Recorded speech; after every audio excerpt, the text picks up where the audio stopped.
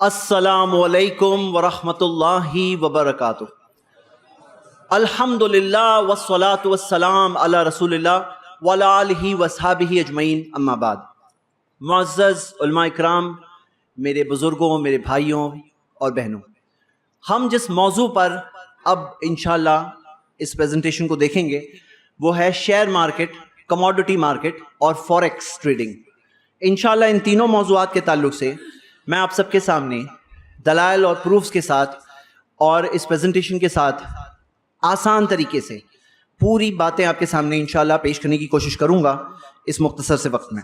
सबसे पहले जो शेयर मार्केट का जो कंसेप्ट है, शेयर मार्केट का कंसेप्ट क्या है कि भाई बड़े बिजनेसेस को बड़ा कैपिटल चाहिए। बड़ा कैपिटल सिर्फ एक दो लोग नहीं ला पाते हैं, तो बहुत सारे लोग मिलकर कैपिटल उसमें देते हैं और शेयर्स के ओनर्स बनते हैं। अब शेयर्स के ओनर्स जब बन गए तो किसी को अपना शेयर बेचना है, किसी को शेयर खरीदना है, तो उसके लिए होती है एक शेयर मार्केट। तो उलमा इकराम ने कहा है कि जैसे दुनियावी मामलात में बुनियादी कायदा क्या है कि सारी चीजें हलाल है जब तक साबित ना हो जाए हराम। उस चीज के तहत शेयर मार्केट का कंसेप्ट में प्रॉब्लम नहीं है। प्रॉब्लम कहां है, क्या चीजों में प्रॉब्लम है, आइए स्टडी करेंगे। सबसे पहली चीज, कौन से शेयर्स में ट्रेडिंग कर सकते हैं, तो कौन सी कंपनीज में हम इन्वेस्ट कर सकते हैं। तो जाहिर से बात है कि कोई चीज अगर प्रोडक्ट या सर्विस अगर हराम हो, जैसे मिसाल के तौर पे शराब, बाज शराब बेचने वाली कंपनियां हैं, गैम्बलिंग की, बेटिंग की कंपनियां, पोर्क या हराम प्रोडक्ट्स होते हैं जो खाने के, जो भी हराम प्रोडक्ट्स हो वो सब कंपनीज हो, या फाइनेंशियल सर्विसेज है जैसे इंटरेस्ट बेस्ड बैंक्स होती है तो वो उसके अंदर इन्वेस्ट नहीं कर सकते हैं। टोबैको, उससे रिलेटेड प्रोडक्ट्स हो, एंटरटेनमेंट इंडस्ट्री, मूवीज, म्यूजिक वगैरह, ऑब्ससीनिटी, बेहयाई, ओटीटी, ये सब के अंदर इन्वेस्टमेंट नहीं कर सकते ऑब्वियसली। इसके साथ साथ हम ये भी कहेंगे कि कोई चीज बज़ाहिरन ऊपर से हलाल दिख रही होती है जैसे शुगर इंडस्ट्री, लेकिन उसका एक मेजर बाय प्रोडक्ट हराम होता है जैसे मोलासेस जिससे शराब बनता है, तो वो भी इसी लिस्ट में हम ऐड करेंगे। साथ में सेकंड चीज कि ऐसी कंपनियां जिनमें हाई लेवल ऑफ अनसर्टेनिटी हो, जैसे मिसाल के तौर पर कुछ कंपनीज स्पेक्युलेटिव बिजनेसेस में होती हैं, या हाईली स्पेक्युलेटिव कुछ स्टार्टअप्स होते हैं जिनका क्लियर रेवेन्यू मॉडल नहीं है, उनमें भी इन्वेस्टमेंट नहीं किया जा सकता। लेकिन आइए हम आते हैं मेन जो डिफरेंस वाले एरियाज है वहां पर। सबसे पहली चीज जो है debt to market capitalization ratio. ये क्या है कि जो एक कंपनी का पूरा के पूरा सरमाया है, कैपिटल है, वो पूरा कैपिटल आया कहां से है, इक्विटी शेयर्स कितने इशू किए हैं और कितने ऐसे कर्जे लिए हैं जो सूदी कर्जे हैं। अब होता क्या है, शेयर होल्डर कौन है, पार्टनर है। जब वो पार्टनर है उस बिजनेस में तो वो कर्ज जो सूदी कर्ज होगा उसमें भी तो पार्टनर हो गया ना। जब शेयर होल्डर पार्टनर है तो सूदी कर्ज में भी पार्टनर हो गया ना। जब सूदी कर्ज में पार्टनर हो गया तो सूद का जो काम है, और आप अभी आयतें जो सुन रहे थे सूद के खिलाफ और कितनी सख्त आयतें हैं, तो वो सूदी कर्ज में भी पार्टनर हो गया। अब यहां पे सवाल क्या है कि ये जो है डेट टू मार्केट कैपिटलाइजेशन का रेशियो क्या होना चाहिए, टोटल कैपिटल में से कितना कर्जे पे चलेगा या नहीं चलेगा। तो कुछ लोग कहते हैं 33% से कम होना चाहिए, कुछ कहते हैं नहीं 30% से कम, कुछ कहते हैं नहीं 25% से कम, और हम ये कहते हैं 0%। ये क्या, आइए हम पहले देखते हैं। यानी कि आप ये देखिए पाई चार्ट से कि भाई टोटल जो कैपिटल है उसमें से सूद पे आया हुआ कैपिटल कितना है। एक मिसाल के तौर पे यहाँ 30 बताया गया है। अब इस बारे में अगर आप फतावे देखो तो मैं ये फतावों का मुख्तसर में क्या कहा गया देख लेते हैं। ये है सऊदी की जो सीनियर कमेटी ऑफ स्कॉलर्स, लजना दाइमा, इसका फतवा। इसमें शेख अब्दुल अजीज बिन बाज और शेख अब्दुल रज़्ज़ाक अफीफी और बड़े बड़े उलमा, सालेह अल फौजान, अब्दुल अजीज आल शेख और शेख बकर अबू ज़ैद, बड़े बड़े उलमा ने कितने सख्त अल्फाज में कहा है। लास्ट लाइन पढ़िए। वो कहते हैं कि अगर मान लो कि मिक्स्ड कंपनी है जिसके सूदी लेन देन है, सूद के ऊपर पैसा लिया गया है, तो वो कहते हैं कि उसमें तो इस सिचुएशन में लाजिम हो जाता है कि ऐसी कंपनी के अंदर से अपने शेयर्स को बेच डालो और जो भी प्रॉफिट हुआ उसे गरीबों में दे दो, और कोई सवाब की नियत नहीं होगी, यानी सवाब मिलेगा ऐसा नहीं। मतलब कि अगर मान लो आपने किसी कंपनी के शेयर्स लिए, वो कंपनी ने सूद पे लोन लिया, वो कहते हैं ये कंपनी के शेयर्स क्या करो, अभी तो बेच डालो। ये दूसरा फतवा आप देख रहे हैं, इसके अंदर ये भी लजना दाइमा का फतवा है। इसके अंदर उन्होंने कहा है कि तावनु अलल बिर्रि व तक़वा, नेकी और भलाई के कामों में ताउन करो, गुनाहों और नाफरमानी के कामों में ताउन ना करो। तो वो कहते हैं कि इसके अंदर ऐसी कंपनी अगर सूद का काम करने लगे तो फिर तो उसके अंदर क्या होता है, वो कहते हैं कि हराम है ऐसी कंपनी के शेयर्स होल्ड करना और उनके साथ में ताउन करना, तुम ताउन कर रहे हो। ये तीसरा फतवा देखिए इस्लामिक फिक काउंसिल का है, जो ऑर्गेनाइजेशन ऑफ इस्लामिक कॉन्फ्रेंस की जो इस्लामिक फिक काउंसिल है, उसके अंदर थर्ड लाइन, तीसरी लाइन में देखिए वो कहते हैं कि जो बेसिक प्रिंसिपल है अल अस्लु हुर्मतु इस्तिहामी फी शरीकाती ततामलु अहयानन बिल मुहर्रमात, कि कुछ जो ऐसी शरीकात जो होती है जो कभी कभी हराम की चीजों में काम करती है, ऐसी चीजों के अंदर तो हराम है उनके शेयर्स होल्ड करना। तो ये मैंने 3 फतवे बताए। चौथा ये कुवैत फाइनेंस हाउस का, ये भी फतवा देख लीजिए, उसकी जो फतावा शरिया फिल मसाइल इक्तिसादिया, इस किताब के अंदर भी ये फतवा आप देख सकते हैं, इन्होंने भी सिमिलर पोजीशन दी और ऐसे बहुत सारे फतवे हैं। अब सवाल ये उठता है कि जो लोग कहते हैं 33%, आखिर में उनके पास क्या दलील है? जब उनके पास देखा जाता है कि भाई आपके पास क्या दलील है, तो उनके पास जो सबसे जो मजबूत बात वो कह पाते हैं वो यही कह पाते हैं, यही उनकी सबसे मजबूत दलील है। क्या वो कहते हैं? देखो अल्लाह के रसूल सल्लल्लाहु अलैहि वसल्लम ने कहा अस्सुलुसु वस्सुलुसु कसीर, 1/3 और 1/3 बहुत है। वो कहा कि 1/3 बहुत है। नबी सल्लल्लाहु अलैहि वसल्लम ने क्या फरमाया? 1/3 बहुत है। बोले 1/3 बहुत होता है, यानी 1/3 से कम है तो बहुत नहीं है। वो कहते हैं क्या कह रहे हैं? बोले हम लोग 33% सूद का कर्ज लिया हुआ है। भाई समझो, मिसाल के तौर पर एक कंपनी का अगर कैपिटल मान लो 3000 करोड़ है, 1000 करोड़ सूद पे लिया तो बोले चलेगा, 1/3 हुआ तो ज्यादा है, 1/3 से कम हो। और वो लोग क्या कहते हैं? 1/3 से कम है तो हलाल है वो शेयर। लिखे हुए आपको मैं बताऊंगा स्क्रीनशॉट, बोले हलाल है शेयर, हलाल शेयर्स, हलाल शेयर्स की लिस्ट, यानी कि 1/3 से कम, यानी कि 3000 करोड़ में से 1000 करोड़ से थोड़ा कम सूद पे है हलाल, या 30,000 करोड़ में से 10,000 करोड़ का सूदी लोन है तो वो भी हलाल। हाँ, शरिया कंप्लायंट हलाल शेयर्स की लिस्ट में। वो कहते हैं उसकी दलील ये हदीस है, वस्सुलुसु कसीर। लेकिन ये हदीस अगर आप देखोगे तो किस बारे में फरमाया था नबी सल्लल्लाहु अलैहि वसल्लम ने? किस बारे में? वसीयत के बारे में, कि एक मर्तबा इंसान, सपोज करो कोई एक शख्स है या वसीयत करता है, उसे 1/3 की वसीयत की इजाजत है। वसीयत किससे मिलेगा माल? वारिस को कि गैर वारिस को? गैर वारिस को मिलेगा, वारिस को नहीं दे सकते एक्स्ट्रा। जो वारिस नहीं है आप उन्हें वसीयत करके मैक्सिमम अपनी प्रॉपर्टी की 1/3 तक वसीयत कर सकते, बाकी वारिसों का माल है। जैसे कोई कहे ना मैं पूरा के पूरा माल सदके में दे दूंगा, नहीं चलेगा, ज्यादा से ज्यादा 1/3 वसीयत कर सकते हैं। तो यहां पे नबी सल्लल्लाहु अलैहि वसल्लम ने वसीयत करने की क्या इजाजत दी है? ज्यादा से ज्यादा 1/3। अब ये कायदा वस्सुलुसु कसीर अगर कहीं पे भी निकाल के अप्लाई कर दिया जाए, जैसे मिसाल के तौर पर कोई कहे भाई हराम कमाई 1/3 तक नहीं होनी चाहिए, 1/3 से कम चलेगी, या खाना है चिकन उसके अंदर 1/3 तक हराम गोश्त डाला हुआ है तो 1/3 नहीं बचना चाहिए, वस्सुलुसु कसीर 1/3 बहुत हो गया, 1/3 से कम चल जाएगा। तो अगर ऐसे करने जाएंगे कि किसी ने पैसे दिया उसके 1/3 तक पैसे हड़प सकते, उससे ज्यादा नहीं हड़पना, 1/3 नहीं हड़पना। मतलब ये अगर ऐसे कोई अप्लाई करने जाए तो कोई लिमिट ही नहीं, यानी कि रॉन्ग एप्लीकेशन है भाई। हकीकत में ये हदीस जिस चीज के बारे में वो उस चीज के बारे में है, ये हराम पैसे सूदी लोन लेने के ताल्लुक से बिल्कुल नहीं है। हाँ बिल्कुल नहीं है, जैसे कि हम देख रहे हैं। तो यहां पर ये दलील कोलैप्स हो जाती है। तो सही बात क्या है मेरे भाइयों? सही बात तो यह है कि सूद इतनी बड़ी चीज है भाई, आप खुद इस बात से इमेजिन करो। अर्रिबा सित्ततुन व सलासूना, नबी सल्लल्लाहु अलैहि वसल्लम क्या फरमाया? सित्ततुन व सलासूना बाबन ऐसरुहा मिस्लु यनकिह रजुलु उम्महु, कि एक सूद के 73 दरवाजे हैं, सबसे कम दर्जा ऐसा है जैसे कि कोई शख्स अपनी माँ के साथ बदफेली करे। अल्लाह अकबर। मुस्तदरक हाकिम में सही सनद से हदीस है। और ये सारी हदीसों को देखकर आदमी खुद देखे कि कितना सीरियस मामला है। तो यहां पर हम ये देख रहे हैं कि ये क्राइटेरिया वाले लोगों ने शेयर मार्केट में तकरीबन 1475 के करीब शेयर्स, उनकी कंपनीज उनकी क्राइटेरिया के हिसाब से फिल्टर करके बताया कि कहते हैं ये शरिया कंप्लायंट है, हलाल है। लेकिन हम ये देखते हैं कि ये बहुत सीरियस मसला है।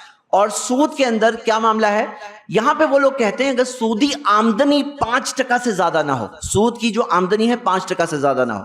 अच्छा, खुद हम देख रहे हैं कि जो लोग 1/3 कह रहे हैं अपने प्रिंसिपल को यहां तोड़ रहे हैं, क्योंकि यहां पे नहीं कह रहे हैं वस्सुलुसु कसीर 1/3 बहुत है, यानी कि यहां पे 5% पे वो बात कर रहे हैं।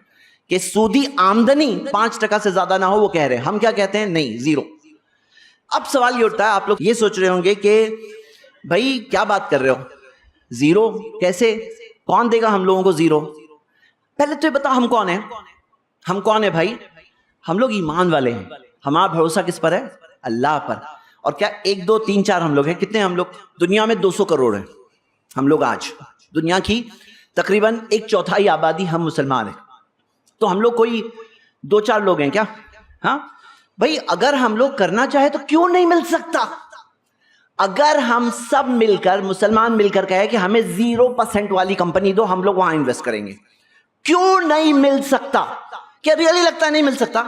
मालूम है क्यों नहीं मिल रहा है हमें क्यों नहीं मिल रहा है? क्योंकि हमको चाहिए ही नहीं। अगर हमें चाहिए नहीं तो मिलेगा भी नहीं। और चाहिए, अल्लाह से मदद मांगो, सही स्टेप्स आगे बढ़ाओ। क्यों नहीं मिल सकता? चलो मैं आपको थोड़ी मिसालें बताऊंगा, हाँ, फिर यहां थोड़ा पीछे आएंगे। मुस्लिम इन्वेस्टमेंट्स में ये देखिए, ये स्टैंडर्ड एंड पुअर वर्ल्ड का जो सबसे बड़ा इंडेक्स है, Dow Jones index. Dow Jones index, उसमें राइट साइड पे नीचे देखो मैंने मार्क किया है, वो क्या लिखा है मालूम है? शरिया। डो जोन्स इंडेक्स में भी उन्होंने शरिया इंडेक्स रखा है। किसके लिए? हमारे लिए। क्यों?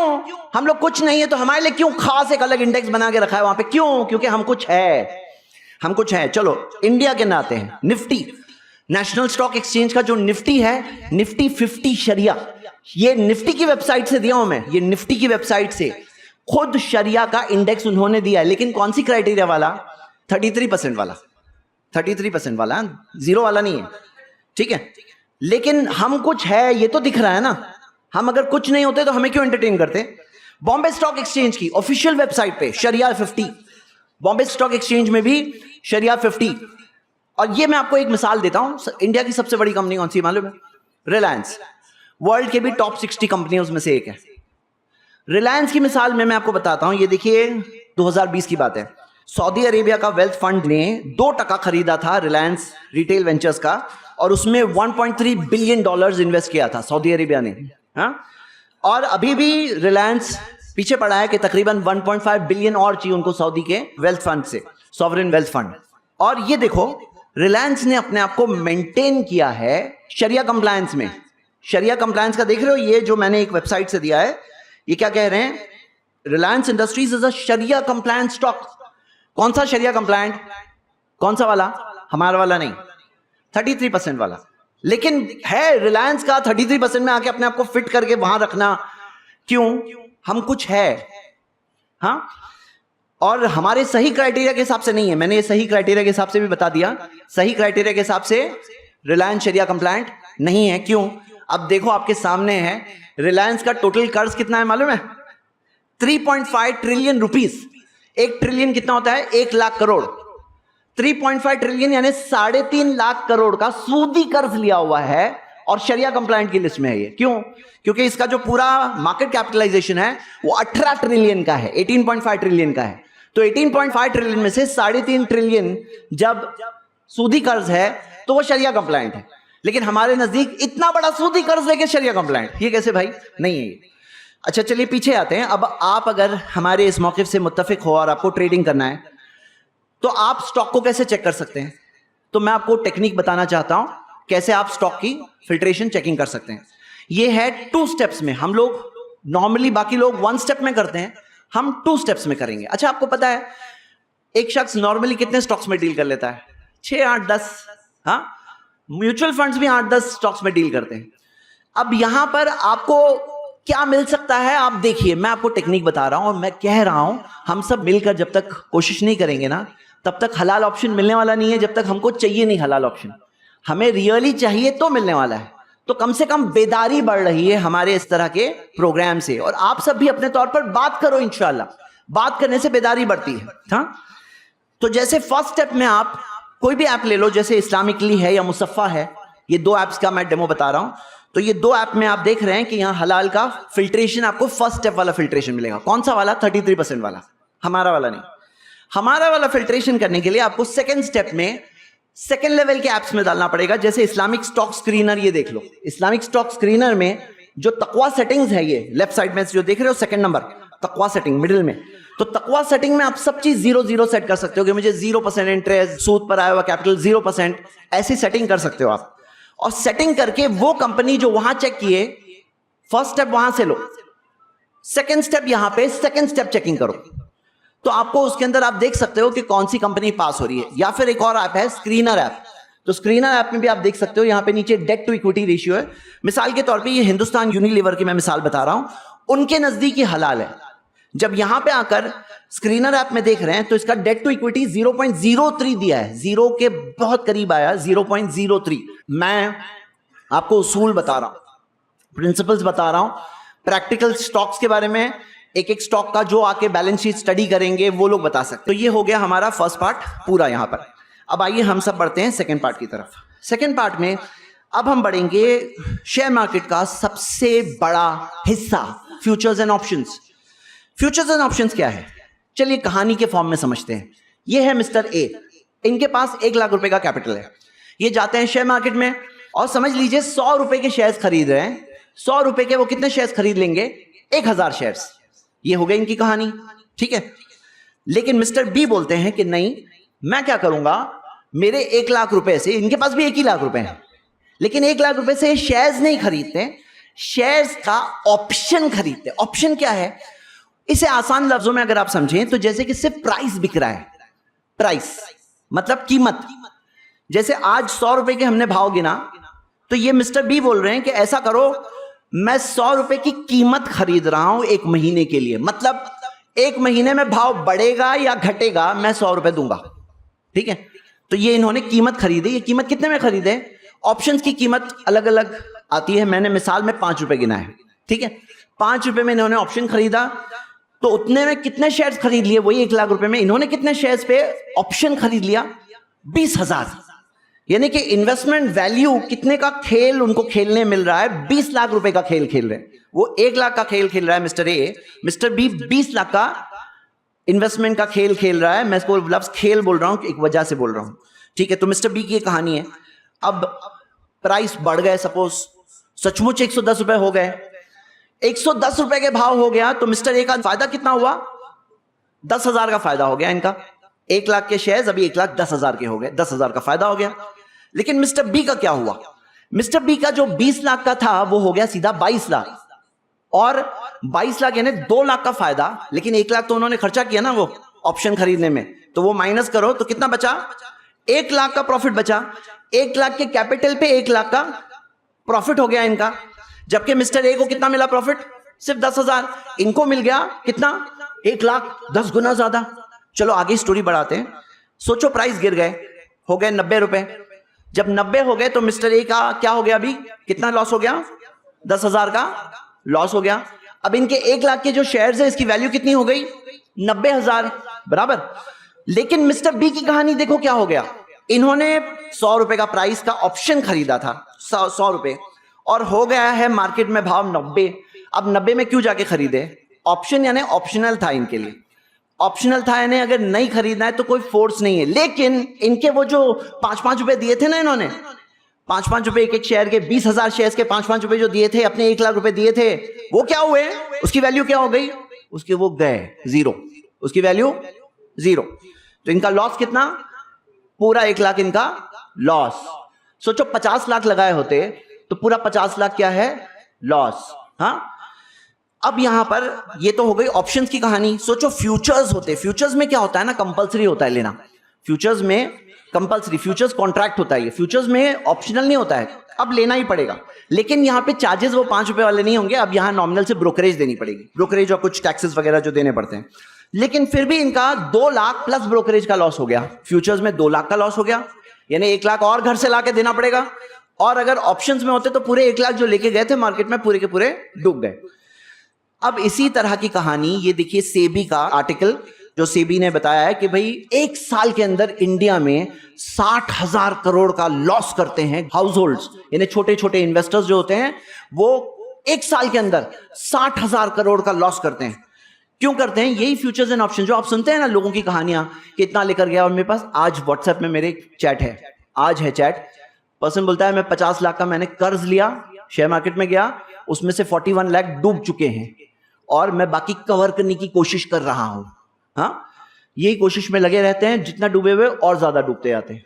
तो ये है सैड कहानी, हाँ, सैड कहानी। तो अब यहां पर जिस तरह से वॉरेन बफेट ने क्या कहा ये जो डेरिवेटिव्स है ना, ये financial weapons of mass destruction है, वेपन्स ऑफ मास डिस्ट्रक्शन है, और टाइम बॉम्ब कहा जाता है, डेरिवेटिव्स को टाइम बॉम्ब कहा जाता है। क्यों? क्योंकि सब लोग करते हैं ना, तो इसका पूरा टोटल इफेक्ट बहुत ही खराब इकोनॉमी पे पड़ता है। और आपको मैं इसकी एक और देखिए, ये देखिए कहानी, एक दिन के अंदर कितना ट्रेड होता है शेयर मार्केट में। ये एक दिन की, जो मैंने जीरो था के ओनर ने आर्टिकल लिखा है खुद, वो कहता है एक दिन का उसने फिगर जो दिया है कि देखो ये 75,000 का इक्विटीज का ट्रेड हुआ। कितना? 75,000। लेकिन वही एक दिन में डेरिवेटिव्स की ट्रेडिंग, फ्यूचर्स एंड ऑप्शंस की ट्रेडिंग कितनी हुई है? 22,75,000। कितना? Normal equity share mister A वाले ऑप्शन वो कितने हैं? 75,000 करोड़। लेकिन डेरिवेटिव्स 22,75,000 करोड़, यानी कि नॉर्मल शेयर्स का हिस्सा कितना है टोटल में? 3.5% का शेयर है। यानी 100 ट्रांजैक्शंस हो रहे हैं तो 96.5 ट्रांजैक्शन जो हो रहे हैं वो डेरिवेटिव्स के हो रहे हैं, और सिर्फ 3.5% जेन्युइन वाले हो रहे हैं, बाकी सब ये हवाई। अब हमारी शरीयत की रूलिंग क्या, उलमा ने क्या बताया है? उलमा इस बारे में कहते हैं, इस्लामिक फिक काउंसिल का फतवा है, वो कहते हैं ये क्या भाव खरीद रहे हो? भाव खरीदे, क्या है भाव? What is this? प्राइस खरीदना, ऐसी कोई चीज है ही नहीं कि प्राइस खरीदे। तुम या तो शेयर खरीद रहे हो या तो नहीं खरीद रहे हो, कोई प्रोडक्ट खरीद रहे हो या तो नहीं खरीद रहे हो। ये प्राइस खरीदना कोई ऐसी चीज नहीं होती है। हाँ, ये फर्स्ट चीज वो कह रहे हैं वो लोग। सेकेंड चीज क्या बता रहे हैं कि इसके अंदर ये तो क्लियर कट जुआ है, ये तो क्लियर कट जुआ है कि 100 में खरीदा 110 हो सकता है, 90 हो सकता है, आपको कुछ नहीं मालूम है, तो क्लियर कट गैम्बलिंग है। हाँ, और इसमें एक फनी चीज देखिए, शॉर्ट सेलिंग। शॉर्ट सेलिंग क्या है? शॉर्ट सेलिंग नॉर्मली कुछ बेचने के लिए खरीदना पहले पड़ता है ना, लेकिन ये जो दुनिया है ना डेरिवेटिव्स की, इसमें आप पहले बेच सकते हो फिर खरीद लेना। हाँ, पहले बेच दो फिर खरीदना, इसको शॉर्ट सेल कहते हैं, शॉर्ट सेलिंग, ये भी जायज है। तो नबी सल्लल्लाहु अलैहि वसल्लम ने फरमाया ला तभी मलैसा इंदक, जो तुम्हारे पास नहीं है वो मत बेचो। मतलब यहां पे वो पोजेशन का रूल कि भाई कोई चीज तुम्हारे पास होनी चाहिए तो बेच सकते हो, वो भी ब्रेक हो रहा है। एक और चीज इंट्राडे। इंट्राडे क्या होता है?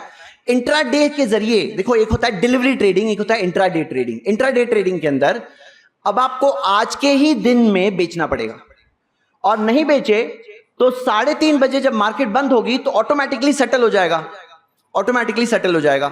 तो सवाल ये होता है लोग इंट्राडे करते क्यों है? ऐसा क्यों करते हैं? क्योंकि उसके अंदर क्या होता है? मार्जिन मिलता है। कितना? 5x। यानी आप 1 लाख लेके गए हो मार्केट में, और ब्रोकर कहता है तुम एक काम करो, 5 लाख से ट्रेडिंग करो, 4 लाख मैं दे रहा हूं। हाँ, 4 लाख मैं दे रहा हूं। लेकिन ये जो 5x की अभी जो लिमिट चल रही है, ये इससे पहले सेबी ने इसके अंदर रिस्ट्रिक्शन लाया था 2021 में। इससे पहले तो 40% तक दे, 40 टाइम्स तक दे देते थे मार्जिन। तो ये मार्जिन ट्रेडिंग क्या है?